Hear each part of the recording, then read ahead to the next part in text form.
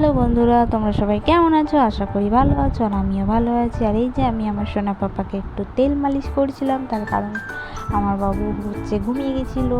তো ঘুম থেকে ওঠার পরে ওকে তেল মালিশ করিয়ে স্নান করিয়ে দিলাম। স্নান করানোর পরে একটু ঘুরু ঘুরু করছিলাম নিয়ে। আর আমার ঘরের সমস্ত কাজই হয়ে গেছিলো, বাকি ছিল শুধু আমার রুমটা অগোছালো হয়ে পড়েছিল, কারণ বাবু এখানে শুয়েছিল। তারপরে আবার বাবু স্নান করার পর ঘুমিয়ে গেছিলো। ঘুমানোর পর আমি দৌড়ে গেলাম আগে স্নান করতে। স্নান করার আগে কাপড়গুলো কেচে নিলাম, কেচে টেচে নিজে স্নান করে টোরে ঠাকুর পুজো করে নিলাম। আর ঠাকুর পুজো করার পরে খাওয়া দাওয়া করার পরে বাবুর জন্য আমি দিয়েছিলাম এই পাঞ্জাবিটা অর্ডার, কারণ সামনে আমার বাবুর মুখে ভাত, তো সেই পাঞ্জাবিটাই আর কি এসেছিলো, তো ওটাই দেখছিলাম আর কি, আর তোমাদের সাথে শেয়ার করলাম। তো বেশ ভালোই এসছে পাঞ্জাবিটা, আমার তো খুব পছন্দ হচ্ছে। তারপরে আমার সোনার পাপাকে নিয়ে একটু খেলু করছিলাম। আর ওর সব কিছুতে কাজ, যেটা সামনে পড়ে থাকবে সেটা ওকে ধরতে হবে। টাটা।